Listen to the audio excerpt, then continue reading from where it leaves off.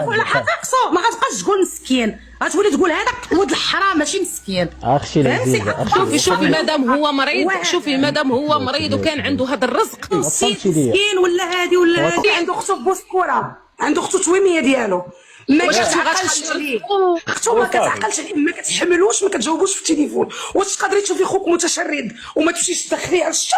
من هنا تعرفي اذا الهضره ديالك كيتلخ باه راها بصح. كيقولوا ربما يكون عنده شي وحده اخرى من غيرك انت كيعرفها دارت ليه السحر مثلا. صنطي لي ما كاين ما دات ليه حتى وحده شي حاجه. شوف اختي شهد والله ما دات لي شي وحده شي حاجه، حيت انا فاش لا على السحر، على السحر يعني واش ممكن غير سمعني ماما سيرين عطيني غير ودينتك الله يرجازيك بخير. واش هذاك السيد شي وحده دارت ليه السحر حتى تفروح؟ حيت هو كيدخل ويخرج في الهضره، يعني واحد فهمتي اللقطه يعني هو ماشي تفروح. وسخت الوالدين اختي، راه سخت الوالدين راه يقدر باش يفروحك، راه يخليك لا حوايجك وضيع في الزنقه. واش الانسان اللي كيسلخ باه ما غاديش يولي في حال هكاك؟ راه غيولي اكثر من بحال هكاك. ها انت تصنتي لي اختي تصنتي دابا المده ديال 3 سنين باش بغيت نطلق انا وياك بلاتي. معليش هضره هذاك نصف الوالدين انتوما مطلعيني باش نهضر، خليوني نهضر الله يعطيكم السر.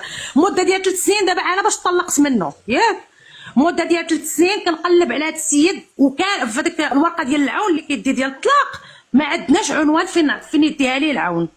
مده ديال 3 سنين دابا، مده ديال 3 سنين هو فحال ما هكا، راه ماشي دابا يلاه عام ولا عامين ولا، راه فحال هكا مده ديال 3 سنين.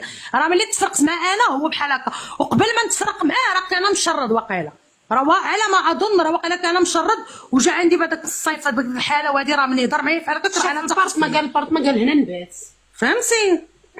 كان بحال ما هكاك. مشيت عنده قلت لي خويا بغيت الطلاق، عرفتي شنو قال لي فاش قلت لي بغيت الطلاق؟ قال لي دوري معايا، اقسم بالله ما نكذب عليك،